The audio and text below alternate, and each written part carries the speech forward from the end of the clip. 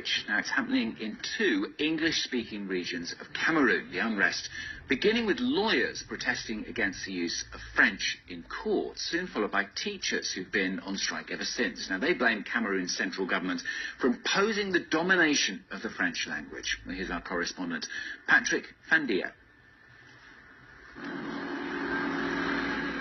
From the hills above the valley, the breathtaking view of a defiant city. Bamenda, the capital of one of the 2 Anglophone regions of Cameroon, is now under the supervision of special police protection units. Armed patrols in a city at the epicenter of an unprecedented contestation, still bruised after several days of rioting.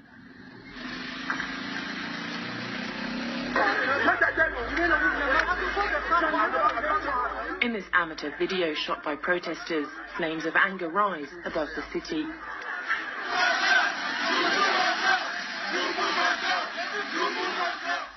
At the head of the procession, one of the leaders of the protest, Manch BBC, the mouthpiece of these Anglophone protesters, a linguistic minority in an officially bilingual country.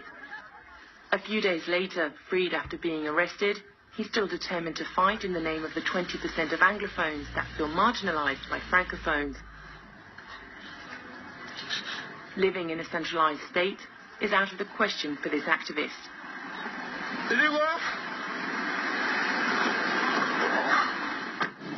Either they give us a federation, which means that the Anglophone population will have their own parliament. They will have a prime minister.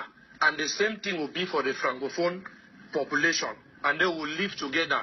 We can elect our mayor, we elect our governor, and we stay together. If they don't want to give us that, then they should allow us go. Let Anglophones go their way and form their own state. Let Francophones stay in La République. The English school system on a month-long strike is at a standstill, demanding a federal state with an autonomous English language administration.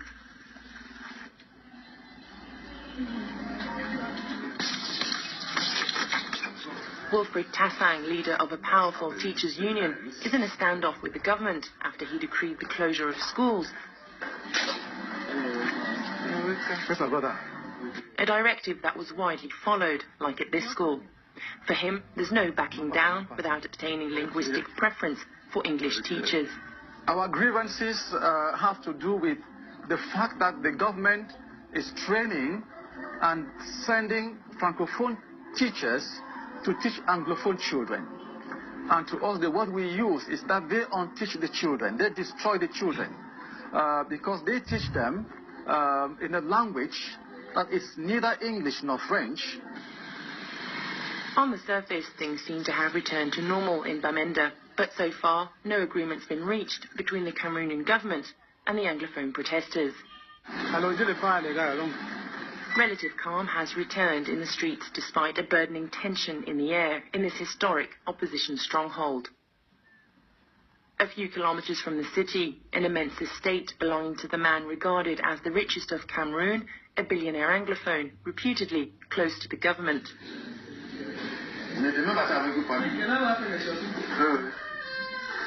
A quiet entrepreneur involved for several days in discreet negotiations to avoid further escalation of the Anglophone crisis.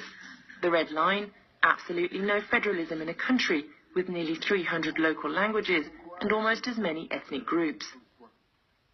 Federalism is not possible at all. It's not possible. I cannot even write it down. It's not possible at all. We are beyond that now, long time.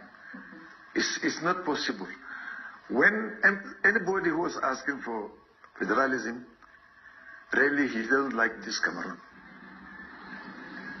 Federalism, a political system applied in the country after the French and English tutelage between 1961 and 1972, dates back to the reunification of the 2 Cameroons. A united republic, never accepted by this small group advocating the secession of the Anglophone region. An illegal organization, according to Cameroonian law, sporting a forbidden secessionist flag. Freedom now! Freedom now!